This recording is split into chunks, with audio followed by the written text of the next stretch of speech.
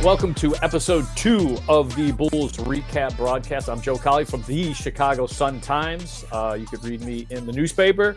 You could follow me on X at jcowleyhoops. I don't advise you follow me. It's not a fun follow sometimes. But hey, I'm excited for this first show that I'm doing by myself. And so I was looking around and saying, who do I want to talk to first? And Chuck Swirsky, who I think has the coolest story of the Bulls season so far. So I wanted to talk to him, and that's why I said, Chuck, you're my guy on this first first solo podcast. And look, it's funny because I think a lot of people think that you and I have beef because I do like to break your balls on Twitter. And at the end of the day, I mean, we're travel buddies, talk a lot about life, not just basketball. And that's why I wanted to bring you in, because I think the coolest story of the Bulls season, people could talk about the Orlando comeback. They could talk about being down 20 twice. I thought the coolest thing was you now getting a chance to run into both of your kids in this business, which and doing different things. TC is coaching the G League Memphis team. Yes. And your daughter is still with the Wizards, and she does the Mystics too? Yes, Kara. Yes. Kara. Okay, so I think it's awesome because, look, this business, I remember when I first started in baseball, my concern, I was a young dad. I only had Aiden at the time, and baseball is a travel nightmare. Luckily, my wife was a stay-at-home mom, so she could come on some of the road trips and stuff. But I remember feeling like you feel some guilt because this business pulls you away from your family a lot. Yes. A lot. And I remember talking to Ozzie Guillen about it. One of the things Ozzie told me, which always stuck with me, is it's not about quantity, it's about quality. He said there's dads that are taking their kids to school every day in the car, probably don't talk to them, drop them off, go home, go to work, come home, golf, come home at dinner, say hi to their kids a couple times. And so it's about the quality. And so when you're coming up in this business and you have a family and stuff, how was that a concern of yours that, look, I know the routine. I have to leave a lot. I have to leave these kids behind, and it's tough. I mean, do you remember that? And just, did Absolutely. It play tricks on your mind? Absolutely, Joe. Number one, thank you for the invite. And no, we do not have any issues whatsoever. And I appreciate you very much. So to look at my career, I got married in my mid-30s. Right. So I was pretty well established as far as my job with WGN Radio.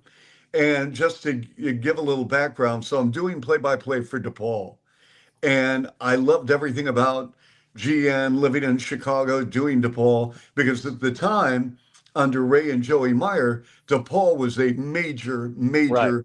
top 15 program. And all of a sudden I get called in, and my boss, Dan Fabian, who's a great guy, he says, listen, we're really struggling dealing with rights fees with DePaul. This is going to be our last year, and we want you to stay. Everything's cool, but we're bringing in Northwestern. Well, Dave Ennett, who does an outstanding job as voice of the Cats, and he was coming in with a package, which is no problem. I had no problem. Dave's a great guy. In fact, I hired Dave. But I wanted to do play-by-play.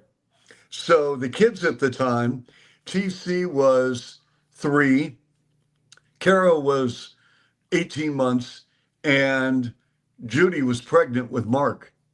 So we moved to Ann Arbor. I do the University of Michigan.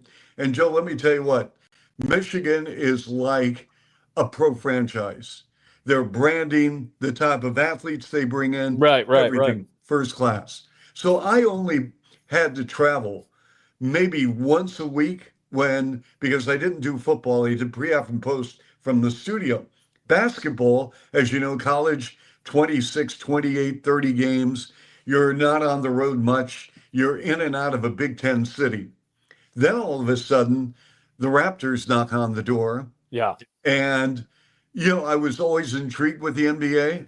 I wanted the NBA. And I'm thinking at the age of 40, if I'm going to do this, I've got to do it now. Yep. So the travel was, and I'm going to be very blunt. I've never told this to anybody, but since we're on this subject, I'll tell you. the first month of calling play-by-play at the NBA level, I was absolutely horrible. Seriously, Joe, I because sucked. because it Because was new to you, or because just the schedule was kind of just kicking your ass of this. I mean, there are no breaks. It is just boom, boom, boom, boom. right, great question. A little of both. The game was so fast. Right. I was used to a very methodical, you know, college basketball where you're playing a team, they don't have talent, so they're passing the ball for 20 seconds, Right. and you're Being getting these. overcoached, coaches yelling from the sideline. Yes, Yeah. exactly. Yeah. And you're getting these 52 to 46 games. Well, at the NBA level, on any given night, a team's getting 40 points in a quarter. And so, but it was just the style of the play and then the travel. And I mean, it caught up with me. But then, you get in the groove and you get Right. back on track and everything turned out. But this was in an era, Joe, before FaceTime. And I'm not saying FaceTime can replace one-to-one personal Exactly. interaction, Right. but at Exactly. least, Joe, it's visual. Yes. The FaceTime had not arrived on a phone yet. And so here I am.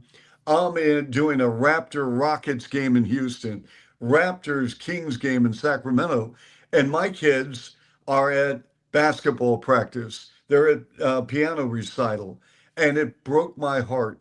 Yeah. And yet at the same time, I was able to integrate them into when they would come to games.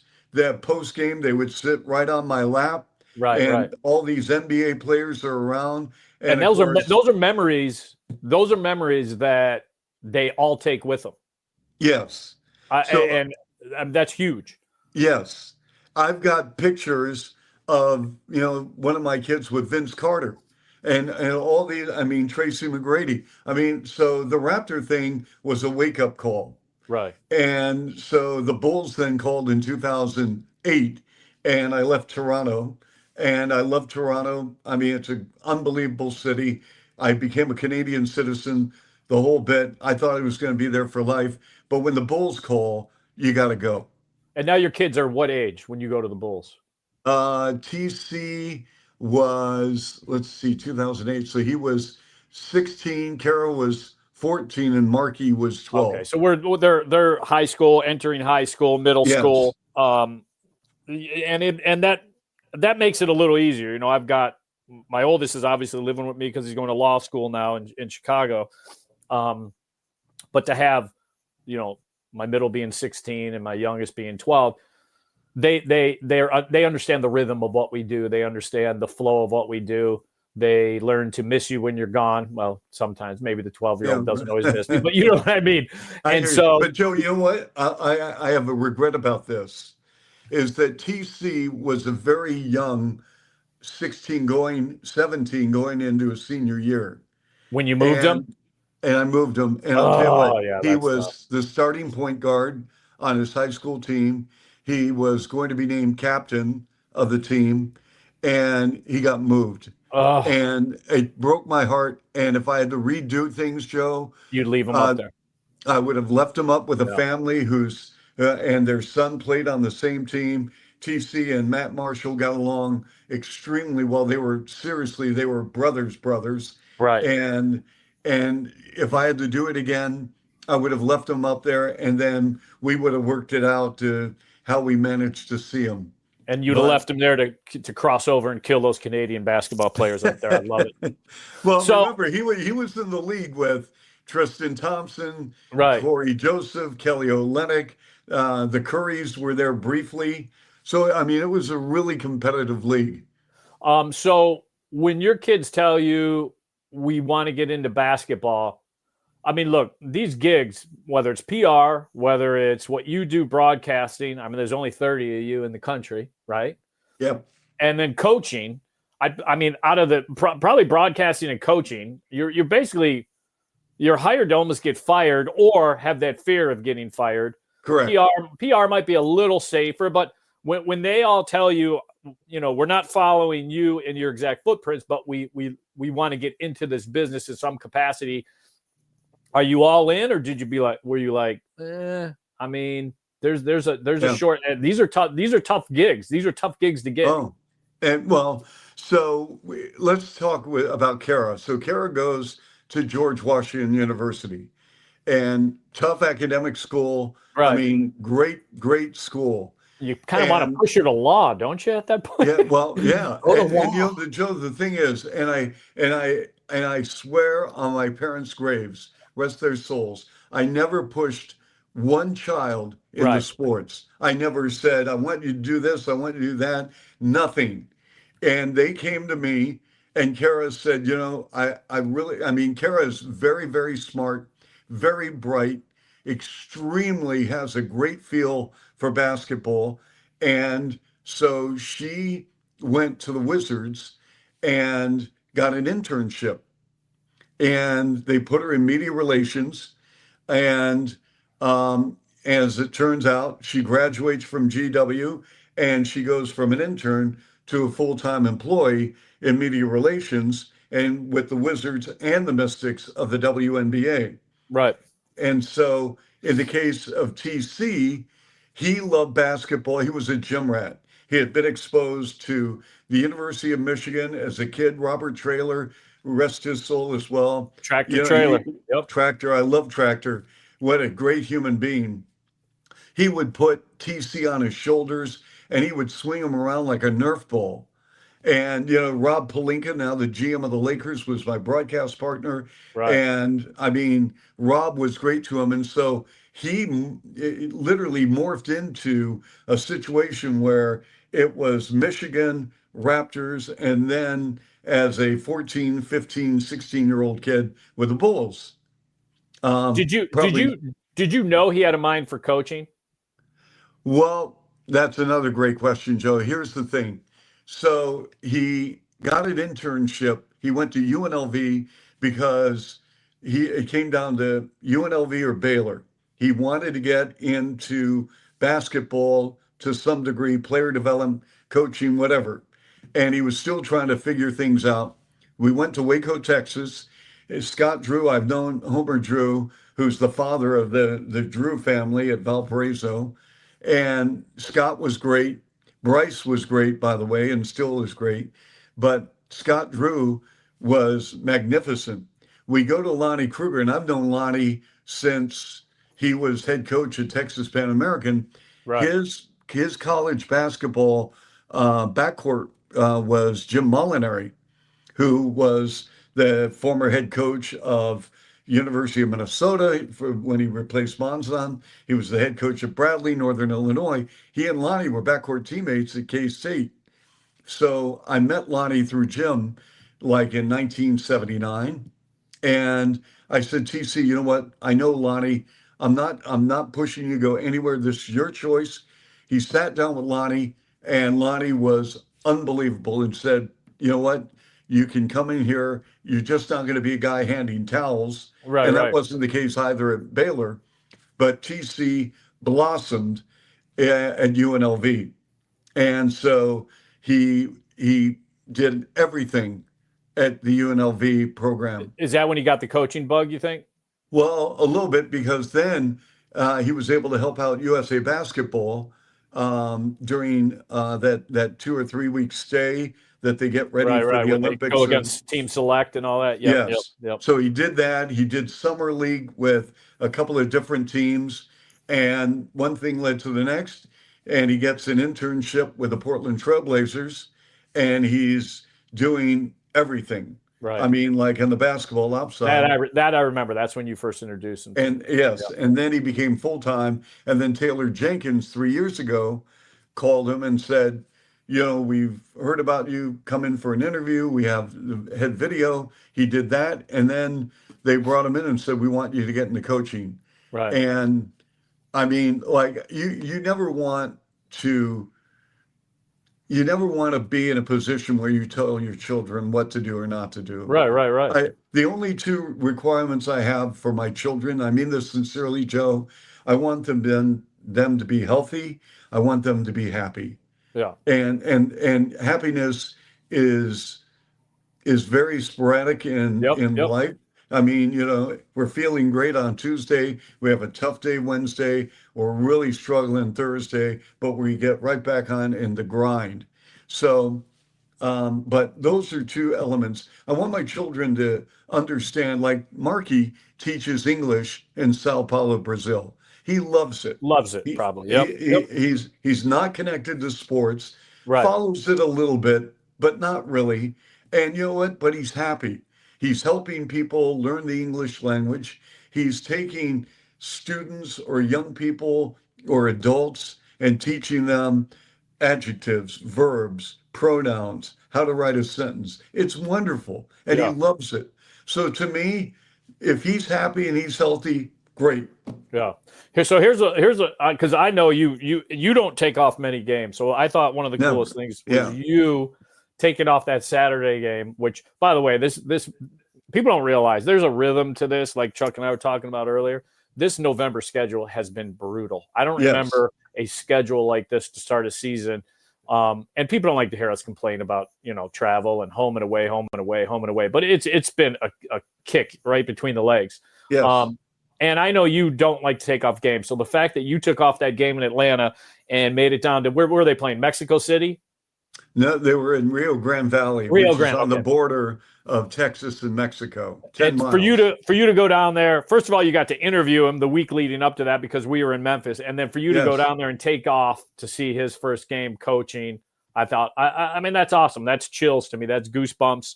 And kudos to you because to me, look, you can have all the awards and you can have, you have your resume is ridiculous with Hall of Fames and blah, blah, blah, bobbleheads. You got it all. The bottom line is at the end of the day, the footprints you leave are your kids. Yeah, absolutely. So for you to take off that time, I think shows kind of, and that's why I was like, I need to have Chuck on for this first one. So, all right, enough of the family stuff because people are probably like blah, blah, blah. But I think that's important stuff, especially in this business. The other couple things because I sit next to you at some of the games. And the two things I always wanted to ask you, and I was like, I'll wait to the podcast to ask him. So ball. And I think most guys that are doing play-by-play know ball. The thing that always intrigued me is you're working with someone, usually it's someone who played ball in most circumstances. Yep. How do you make sure – because if you wanted to, you could break down a play. Vooch was dropping there, blah, blah, blah, that led to, him rim running, blah, blah, blah. Yeah. However you wanted to break it down. How do you make sure that you are saying enough, but still making it so your partner doesn't feel threatened by your X's and O's? And have you ever had somebody say, hey, Chuck, that's my department? No, that's never happened. Okay. It never will because you know what, Joe? I go into a broadcast like I love working with Bill, just like I love working with Leo Routins, who was a former #1 pick by Philadelphia, was an All-American at Syracuse, Jack Armstrong, head coach at Niagara. But the way I look at it, this is seriously, I mean, I'm very passionate about our broadcast. And I love it. I'm doing work as we're speaking. No, I'm going to talk to you about your card too, by the way, after this. But here's the thing. I've got a 3-time NBA champion sitting next to me who I love as a human being. He is an awesome person. Bill Wennington. He's the greatest. He's the greatest. Yeah. And so I would be foolish, Joe, not to tap into that. I don't have all the answers. Right. And I don't pretend to. I mean, I see the ball. The shot is taken. I know what's a bad shot and a good shot, what's a bad play and a good play, whatever the case may be. But I've got him sitting next to me. I would be an idiot not to tap into that. So, and we've got a rhythm down. You talk about rhythm. Well, we've got a rhythm down where I know he's coming in and out. This is our 17th year together. And so, and we've got a 24-second shot clock. And by the way, this is radio. This isn't TV where you see a play and you can continue to talk about that play 6 seconds after it happened. On radio, Joe, it's boom, boom, boom. But with Bill, I give him and I forward anytime he wants to come in, he can come in. And I mean that. And he knows also does he touch does he ever touch your arm and say, I'm going to say something. There's none of that. Okay. No, because you know what? Because we've got it down. You got it down. Yep. And I appreciate that. And that's why when Bill is gone for family reasons or whatever, it's hard all of a sudden, we get someone coming in and, the cadence is off and because I want to extend a welcome to them for coming in to do an NBA game. And I always tell them, if you got something to say it. But then I also say, you know what, just then tap my arm because it's a new environment. Right. So, I've seen your card, your prep card. Adam Amin has shown me. So Adam, obviously the TV guy for the Bulls, outstanding.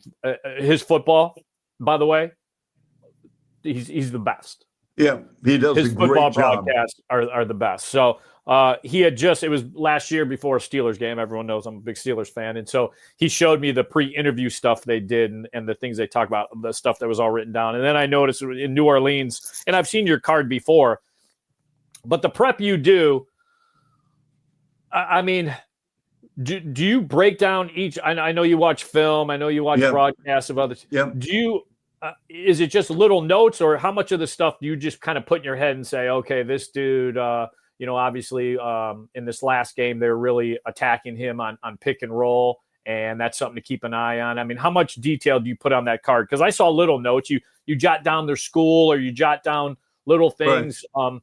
Are those just little flashcards so you could say, this is what I want to say about this guy? Well, to some degree, but here's the thing. I don't have a service like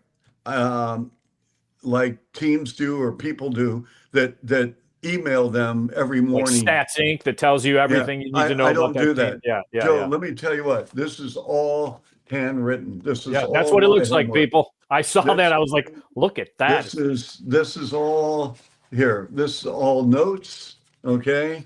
This is all New York Knicks notes. And so everything I do, it's work.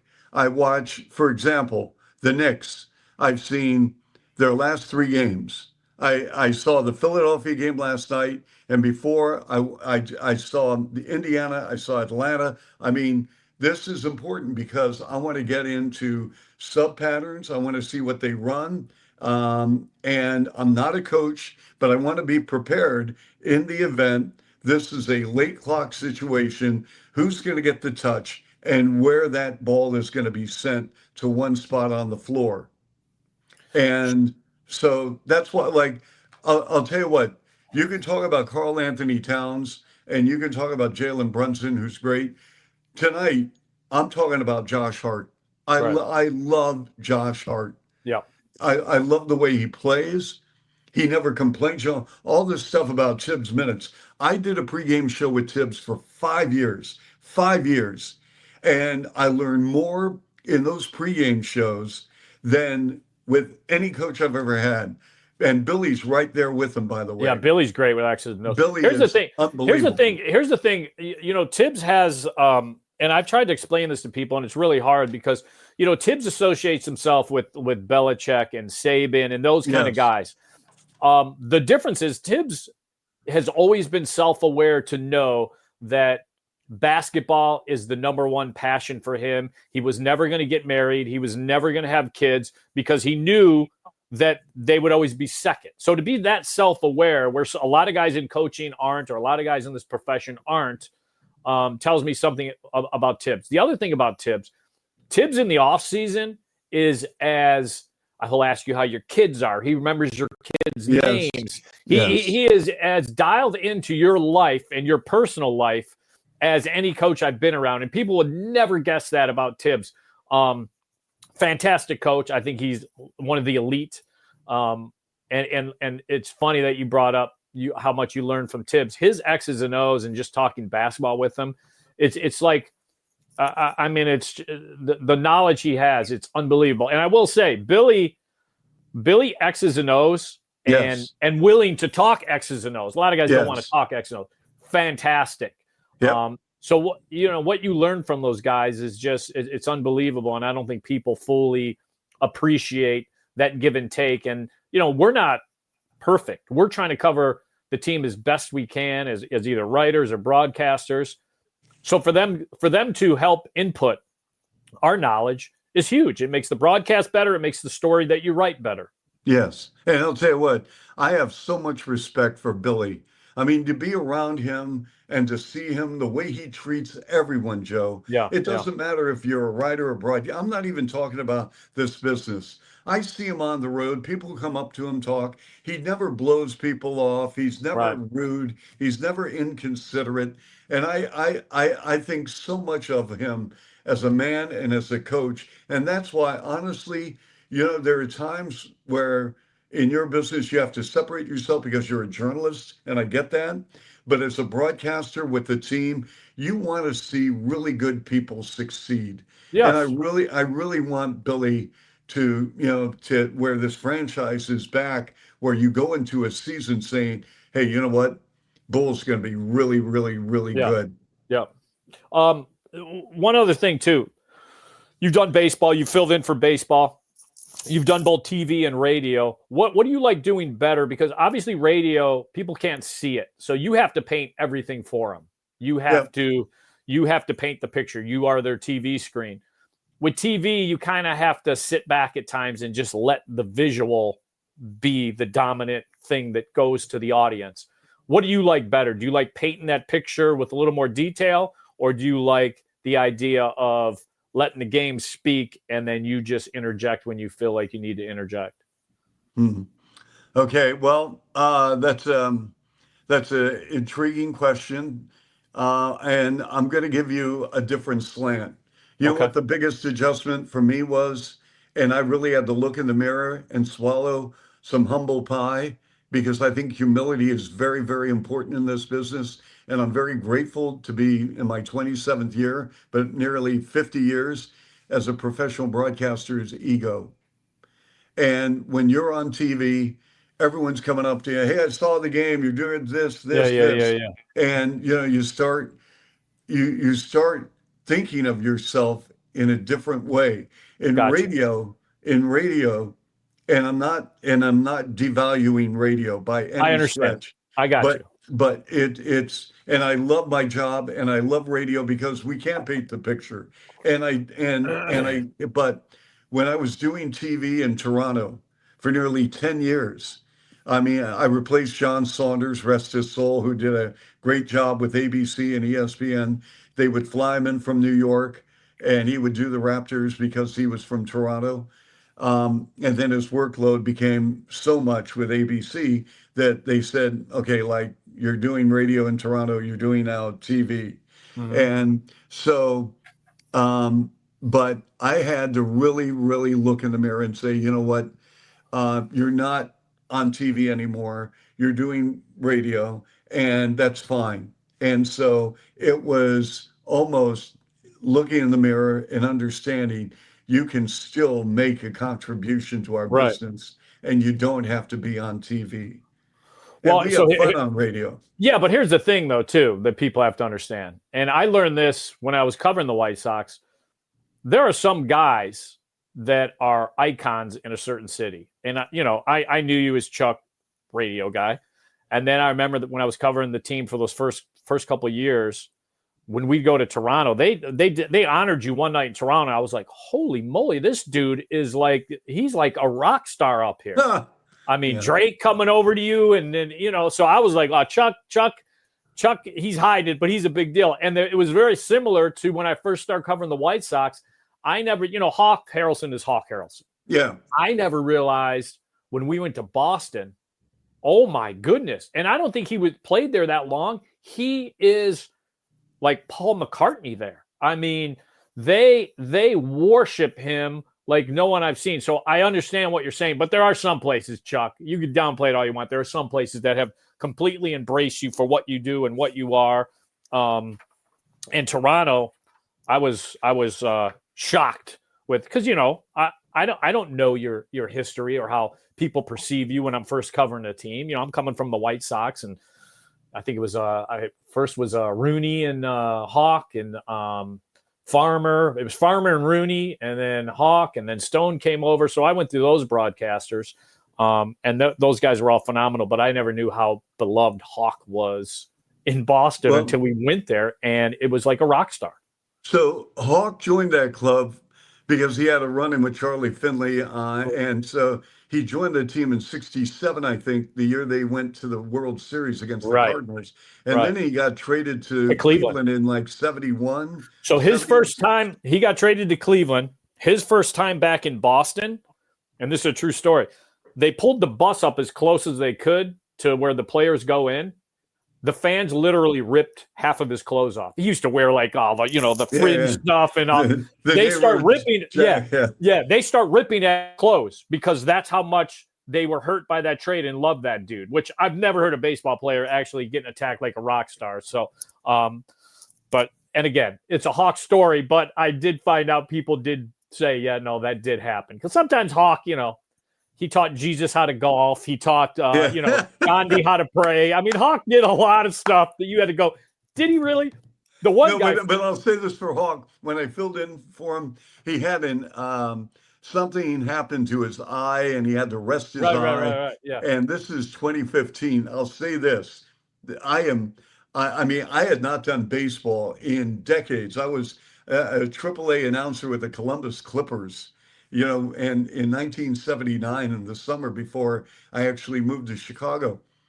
And so the first game, ironically, is in Toronto. It's the White Sox and Blue Jays. I get a call from Hawk at about 3 p.m, wishing me well. If I needed anything, call me. He was great. Yes. And he would reach out, and I am so indebted for his kindness and his support. The one guy that I will say this: I love working with Steve Stone. Yeah, Stoney's great. Stoney and I, we're both Cleveland guys. We're both Kent State guys. So when I was covering the team, he and I, whenever we went to New York, we'd go to the Carnegie Deli and get matzo ball soup. That was our tradition. Awesome. Steve awesome is guy. fantastic. Awesome man. The other guy too, and God rest his soul, Farmio. Yeah. And Farmer. Look, you either loved Ed or you hated Ed. And if Ed loved you, he treated you like family. I remember there was one time, it was a couple years on the beat. He's like, bring your license tomorrow. We're in Baltimore. It's like, bring your license tomorrow. I'm like, what for? He never wanted to tell you. Just make sure your license is with you tomorrow. All right, Farmio. We get there. He calls me up to his press box. Hey, this is so-and-so. He's the head of the Secret Service in charge of the watching the president. Give him your license. We're all going to the White House tomorrow for a secret tour. Okay, so a bus picks us up. At first when he told me this, I'm like, Farmio, you're BS. And then, I'm like, okay, so we go. We were in the Oval Office. Remember, Mansu Lee was there from Korea. He was touching confidential folders on the president's desk, and they were like, Mansu Lee, don't touch it. It was like, we would stop, and a guy would whistle and say, look up in that tree, and you'd look up, and there'd be a guy in complete, you couldn't even see him, complete camouflage, just up in the tree with the sniper, right? It was the coolest tour ever of the White House. And I'll tell you, if Farmio told you he was going to do something, and as crazy as it sounded, that man did it. Yes. So. And, all right, before I get go ahead. We would talk Notre Dame all the time. Oh my God! The history of Notre Dame football. Yeah. He used to lead the marching band out. The whole thing and stuff like that. Before I get you out of here, one thing I like to do, and I've done it with the Bulls players. I don't know if you've seen it or not. It's a little interrogation room. Quick questions, quickest answer that comes to your head. Have fun with it. Okay, you ready? All right, first one. Who's a better dancer, you or Trump? Trump. Okay. Which Hall of Fame or / Distinguished Award are you the most proud of? You got the Chicagoland Sports Hall of Fame. You got the Illinois Basketball Coaches Association Hall of Fame, WGN Radio Walk of Fame, National Bobblehead Hall of Fame. Chicagoland Sports Hall of Fame. I would have said bobblehead if I was you. I think that's the coolest one. What TV show is a guilty pleasure of yours that no one would think Chuck watches? I know you don't watch a lot of TV. I would say The Chosen. Okay. Best basketball player you've ever seen, not named Michael. Best basketball player I've ever seen, I'm going to say Oscar Robertson. Okay. Grossest thing Bill Wennington has eaten in front of you? Mayonnaise on a hot dog. Okay, I've heard that. I can't believe that. If you weren't doing the Bulls, sport or a team you would love to broadcast for? And it doesn't have to even be basketball. The Seattle Supersonics. Okay, and we're hoping they get a team back there. What phrase do you like better? Salami and cheese or onions, baby, onions? Salami and cheese. You like that one better? Okay. What's the last song you listened to? Ain't No Mountain High Enough by the Supremes. Look at you. Load management, bad for the game or a necessary evil? Bad for the game. Okay. The ongoing or the newly feud between DeMar DeRozan or Drake, who do you pick? I love Drake, and I know you DeMar. do, but he said DeMar's not getting that number retired. No, that's not true. You know, and I know he's getting his jersey retired, so we can move on. This is a fun one because I've gotten some good answers on this one before. All right, the team plane with the traveling party. We don't have to get it like into PR, all that stuff. Yeah. Goes down on an island. Who is the first eaten and who is the last survivor? Be a player, a coach, whoever you want. No. The first eaten. First eaten. I don't know, Joe. Come on. Zach Levine said Stacey King. Just saying. Fine. There you go. Stacey, who's the last survivor? Out of all the players, coaches, which dude do you think is most equipped to survive an island the longest? Stacey. He can't be first eaten in the survivor. Oh, they just eat his leg and he's fine? Oh, my God. All right, Chuck. Okay. Love you, buddy. Thanks for Joe, doing you're this. Awesome. Thank you. I will see you in New York tonight and on this as this brutal month continues of travel, New York and Cleveland. So thanks for doing this, buddy. My pleasure. Thank you. All right. That was Chuck Swirsky. Loved having him. He was great. I always thought it was funny that people think we have some kind of Twitter feud. Look, I like busting balls on Twitter. Anyone that follows me knows that. But Chuck is awesome. So a couple things I want to do with this pod. Want to try having guests on, obviously. I don't want to break down too much Bulls basketball. I mean, if there's things that are significant, obviously we'll address those. But a segment I want to do every week is a Cowley Island Rant. Obviously, Cowley Island was a term that was from the White Sox days. If I report a story, the White Sox were very good at saying it's a lie, it's a lie, it's a lie, as long as they could, even though it ended up being the truth. And they'd get the competing papers to say it's a lie, it's a lie, it's a lie. So it put me on an island. So that's when the nickname Cowley Island came up. This week's Cowley Island Rant is load management. And the very thing I asked Chuck about. Look, the NBA could be in trouble here. Not now, not with this current TV deal, but in 10 years or however long that next big deal comes up. Here's my concern. Both baseball and basketball, they let the nerds in the building, and that's fine. That's fine. I think I value stats. I value analytics. They should have their own office to go, the exit velocity is blah, blah, blah, blah, blah. That's fine. But then they start letting the nerds in the front office. Again, I don't have a problem with that as long as there's a gatekeeper and someone to keep eyes on and say it's not just all about the numbers. What's happened now is when you watch baseball, you watch the NBA, baseball has already become very regional. It's just regional. The TV deals are basically all regional. National baseball games, just look at the eyes on them. They're way down. So it's a concern. Basketball still has a national appeal, but when you're resting your best players because some nerd told you, his load management, his miles run, and his pace of the game, blah, blah, blah, and that's how you are running your team, you're in trouble. And people want to say, oh, look what Popovich did. Look, he won those titles when he rested Tim Duncan and he rested Kawhi and he rested. Okay.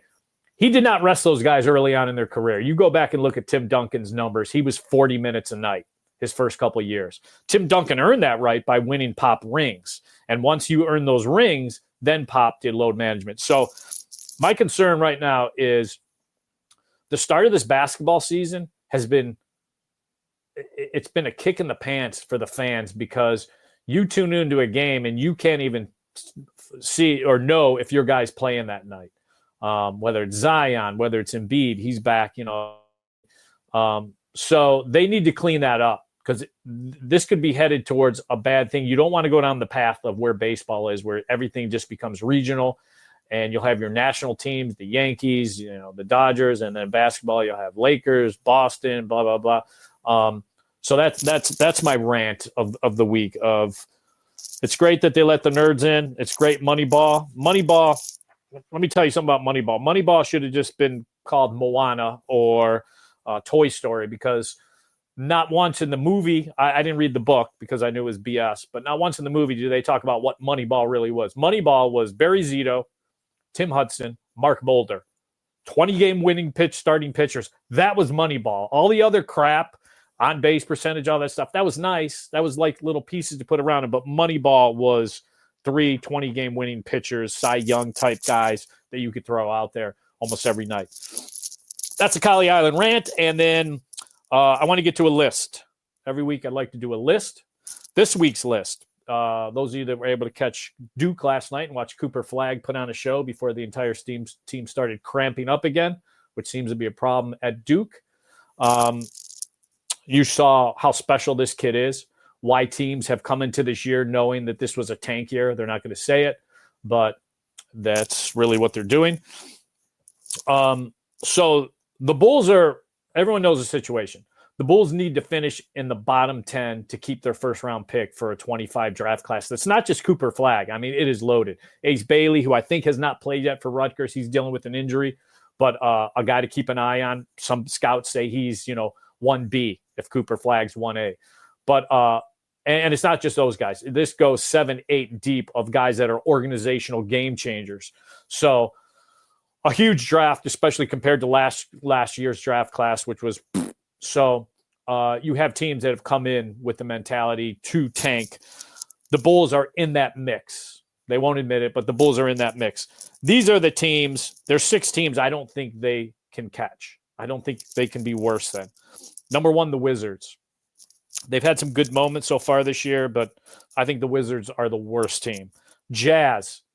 They've come in with the mentality, we have Lauri Markkanen lockdown, but we are tanking. The Raptors, their players, I think it was Podol on Media Day, basically said, we all know what's going on here, and we're just going to have to deal with it. They've come in as an organization and made sure their players understand this is the tank here. The Trailblazers, whether they came in with that mentality, they are just a tank team. The Pelicans, I think what's going to happen is they are going to see the writing on the wall. They're going to trade Brandon Ingram, and then Zion is Zion, where he plays, and you're like, wow, and then you don't see him for a month because he pulls a hammy. And the Pistons. Look, the Pistons, they could be intriguing. I think talent for talent, the Bulls are better. But they won't be looking to trade or dump guys come February like the Bulls are. So that's one to keep an eye on.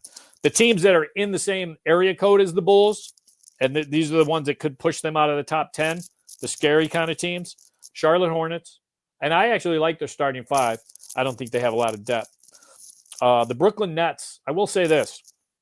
Play their asses off. Play hard. I just don't, talent-wise, I just don't know if they have enough to be better than the Bulls. The Atlanta Hawks are basically the Bulls of the South. You've got players that have big contracts that you shouldn't have given big contracts to. They're hard to move. And you can't move them. But here's the thing. Atlanta does not have a first-round pick. I think that's automatically going to the Spurs, who could have 3 picks in the lottery if they fall. So Atlanta has no incentive to tank, and that could help the Bulls because they don't have a first-round pick. And then finally, the Spurs.